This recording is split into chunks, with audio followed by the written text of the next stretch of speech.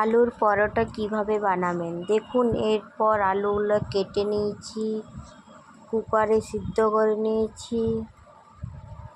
এভাবে একটা একটা আমি ছাড়িয়ে নেব। দেখুন কিভাবে ছাড়াতে হবে।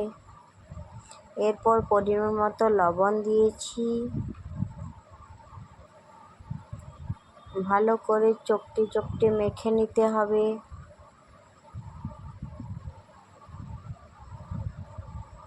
কিভাবে মাখছি দেখুন। মাখা হয়ে গেছে।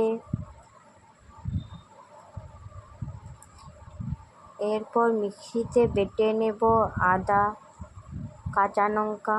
এরপর কড়াই চেপে দিয়েছি চুলাতে। পরিমাণ মতো তেল দিয়েছি। দেখুন সামান্য চিনি কালার আসার জন্যে, জিরে দিয়েছি, আদা হলুদ বাটা, ধনে গুঁড়ো, জিরে গুঁড়ো,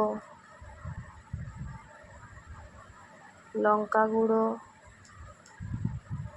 এরপর কড়াইয়ে মশলাটা দিয়ে দিলাম। ভালো করে ভেজে নিতে হবে। ভালো করে ভাজা হলে স্বাদ মতো লবণ দিয়েছি। এরপর জিরে, মৌরি, ধনে ভাজা মশলা দিয়ে দিলাম। এরপর ভালো করে নাড়াচাড়া করে আলুটা দিয়ে দিলাম কড়াইয়ের মধ্যে। ভালো করে ভেজে নিলাম। হালকা আঁচে ভাজতে হবে। দেখুন তারপর একটা থালার মধ্যে তুলে দিলাম।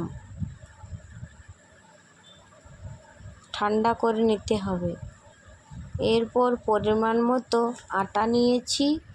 তার মধ্যে অল্প অল্প করে আলু দিয়ে আমি মেখে নেব।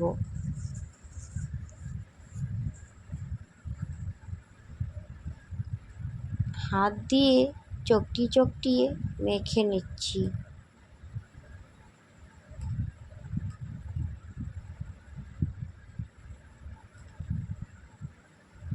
একটা ডেলা পাকিয়ে নিতে হবে।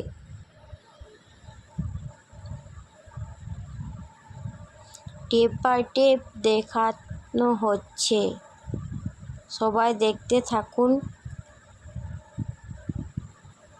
একটু একটু করে নিয়ে পাকিয়ে নেব। সবগুলো পাকানো হয়ে গেছে। এরপর চাকি বেলনাতে আমি বেলে নিচ্ছি। দেখুন কিভাবে বেলছি। আপনারাও গোল করতেও পারেন, আবার তিন কোণ করতেও পারেন। একটা একটা তাওয়াতে দিয়ে সেঁকে নেব, উল্টিয়ে পাল্টিয়ে। পরিমাণ মতো তেল দেব। দু তিনটাও সেঁকে নিতে পারেন, কোনো অসুবিধা হবে না।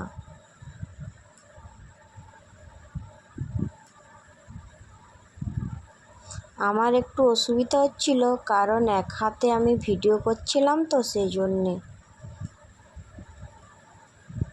কেমন হয়েছে অবশ্যই কমেন্ট করে বলবেন।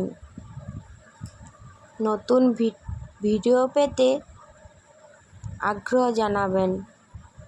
আমার ভিডিওগুলো ভালো লাগলে লাইক সাবস্ক্রাইব করে দিবেন। এরপর একটা থালাতে সবগুলো ভেজে নিয়েছি, দেখুন রেখেছি।